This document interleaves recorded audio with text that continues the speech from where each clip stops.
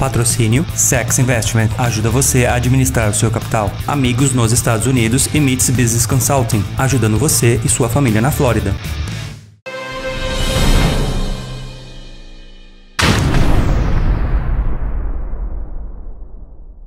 Fala aí, galera, beleza? O Paulo que tá falando diretamente de Orlando, Flórida, com mais um vídeo super bacana. Vídeo, podcast, web rádio, nós estamos em todo lugar. Sobre investimentos aqui nos Estados Unidos com meu amigo especialista Fabiano da Sachs Investments. Fala aí, Fabianão. Fala, Paulo. Fala, galera do canal Perguntas. Uma satisfação estar aqui de novo falando sobre investimentos. Vamos lá. Investimento é uma coisa chata, mas boa. Por que chato? Chato que a gente coloca o nosso dinheirinho hoje para ver se recebe lá na frente, né? Mas bom porque lá na frente, quando chegar, você vai estar feliz. Fabianão, vamos lá então com as perguntas aqui que eu separei.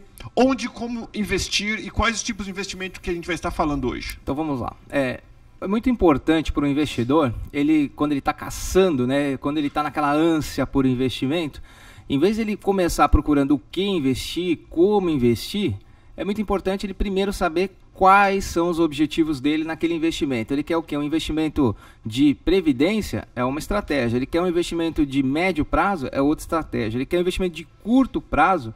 Outra estratégia. Então é muito interessante primeiro ele saber o que ele quer, né? Eu falo que investimento... Qual é o investimento bom? Investimento é que nem carro. Depende, né? Você vai comprar um carro para quê? Para levar as crianças na escola, para viajar de final de semana ou para fazer um off-road lá no teu sítio? Para cada utilidade, a necessidade de um carro. E quando a gente pergunta para o investidor os detalhes dos objetivos dele no investimento, ele me fala que ele quer um investimento, fazendo uma analogia com um carro, com um motor 4 rodas e 4 portas. Aí fica complicado. Então, é muito importante saber os detalhes. Quais são as expectativas dele de prazo, liquidez, risco que ele está disposto a assumir, e aí a gente vai conseguir afunilar e traçar um tipo de perfil de investidor, que é a primeira coisa que a gente tem que saber. Então tá, porque quando você fala, quando eu penso em investimento, eu penso assim, eu vou colocar o meu dinheiro em um lugar que vai me render lucros sem eu ter que trabalhar. Ok, isso é um ativo, vamos se dizer. Então, o investimento vai muito mais além de um ativo, porque para a gente potencializar, nós vamos falar mais para frente aí, provavelmente, a gente tem que saber quais as classes de ativos. Então, é muito interessante, primeiro, a gente vai mapear o perfil do investidor. Será que ele é um perfil conservador? Ele é um perfil moderado? Ele é um perfil agressivo? Né? A partir daí, a gente já consegue separar todos os tipos de investimento para cada perfil. Então, e o que ele tem que estar de olho? Nos prazos, na carência. O que é a carência? É o tempo mínimo que o dinheiro vai ter que ficar lá parado sem você poder sacar. Existem carências de 1 dia, 3 meses, 3 anos. Será que ele pode ficar lá 3 anos se ele tiver uma emergência sem poder mexer naquele dinheiro? Então, a carência é muito importante. É muito também importante ele saber qual o tipo de liquidez do investimento. Por exemplo, quando a gente vai para a área imobiliária, investir em imóveis, a gente sabe que a liquidez é baixa. Quando a gente vai para um instrumento financeiro no mercado de capitais, a gente sabe que a liquidez é alta. Então, às vezes, você consegue comprar hoje uma ação e vender amanhã, por exemplo. Existe essa possibilidade. E o que você, quando você fala liquidez, o que você está falando exatamente? E liquidez é o poder de você transformar o seu ativo em dinheiro. A rapidez com que ele se transforma em dinheiro. Então, por exemplo, uma casa. Comprei a casa hoje. Qual é a rapidez daquilo virar dinheiro amanhã? Baixa liquidez, eu não consigo. Uma ação, você comprou hoje. Qual é a rapidez, né, daquilo se transformar em dinheiro? É imediato, você pode comprar de manhã e vender de tarde. Então, alta liquidez. Então, existem investimentos mais líquidos ou mesmo menos líquidos. Ele tem que estar ciente da liquidez que ele está disposto a assumir. E depois a gente entra na área de risco, né? Por exemplo, pessoas mais conservadoras, vamos falar aí do mercado financeiro, pode investir em fundos de investimento na área de renda fixa, só que a renda fixa ela está passando aí por uma mudança muito forte com as taxas de juros caindo, né? A gente vê lá no Brasil, por exemplo, Paulo, as taxas de juros veio aí de 12% para 6%. Aquele negócio de você colocar o dinheiro no banco e fazer aquilo ficar rendendo, isso aí vai ter dias contados, porque vai cada vez dar menos renda, menos valor, menos juros, os juros estão caindo. Então vai fazer com que a pessoa acabe entrando em algo um pouquinho, pelo menos, mais arriscado, né? Essa é a dificuldade dos grandes fundos hoje. Entendi. Então vamos para a próxima pergunta aqui, ó. Como fazer o dinheiro... Então, é aquilo que eu falei, né? Essa pergunta de como fazer o dinheiro trabalhar. pra gente? Para a pessoa que é aspirante investidor, ainda não está investindo, é muito interessante ela saber a diferença entre ativo e passivo, né? O brasileiro, ele vem daquilo, por exemplo, ele acha que carro é um investimento, sendo que carro dá despesa, dá prejuízo, dá manutenção, IPVA, e pode correr multas, etc. Então, é um passivo. Tudo aquilo que te dá despesa é um passivo, tudo aquilo que te dá lucro e faz você pôr um dinheirinho no bolso é um ativo. Então, primeiro, para você ganhar, fazer o dinheiro trabalhar para você e fazer, não você escravo do dinheiro, mas o dinheiro ser o seu escravo, você tem que construir o máximo possível de ativos, né? Então, por exemplo, uma casa, ela é um ativo ou é um passivo? Depende. Se a casa você estiver morando nela ou se a casa estiver dando despesa e não estiver alugada, ela é um passivo. Se você comprou a casa e ela está alugada, gerando uma renda para você, ela passa a ser um ativo. É interessante você falar isso, até cortar você rapidinho, porque a gente ouve muito dizer que esses investidores milionários não pagam, eles vivem numa casa que eles estão devendo, eles não pagam a casa dele, eles preferem usar o dinheiro, o valor da casa, uma casa de 2, 3 milhões, eles têm tipo 200 mil na casa, vai pagando um mortgage mensal e usa o resto do dinheiro deles em investimento que dá muito mais do que os juros que eles pagam.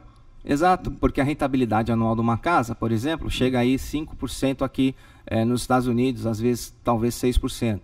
E aí, se ele empregar esse dinheiro em um ano, ele pode fazer 15, 20, talvez até 30, se for aí algo mais arriscado. Então, ele ganha muito mais dinheiro em não morando na própria casa e tendo um negócio do que ele tem na casa própria. E é interessante também, você vai falando, eu estou pensando aqui, que se você reparar, as pessoas de investidores de sucesso, quem tem dinheiro, eles têm mais dívidas, entre aspas, dinheiro investido, e é dono de menos coisas. Quanto mais pobre a gente é, mais a gente quer ter. Por exemplo, a gente quer pagar a nossa casa. Não, eu tenho que estar com a minha casa paga, tenho que estar com o meu carro pago, tenho que estar com tudo pago. Enquanto esses caras que têm grana, os caras financiam tudo porque eles usam esse dinheiro em investimento. É mais ou menos isso. É exatamente isso, ele não é apegado. Agora, o segredo da riqueza é, você pode observar que todas as pessoas ricas, elas têm mais do que uma fonte de renda. Geralmente o pobre, ou a pessoa menos favorecida financeiramente, pode ser que seja aí uma falta de educação financeira, mas ao mesmo tempo, as pessoas mais bem-sucedidas, elas têm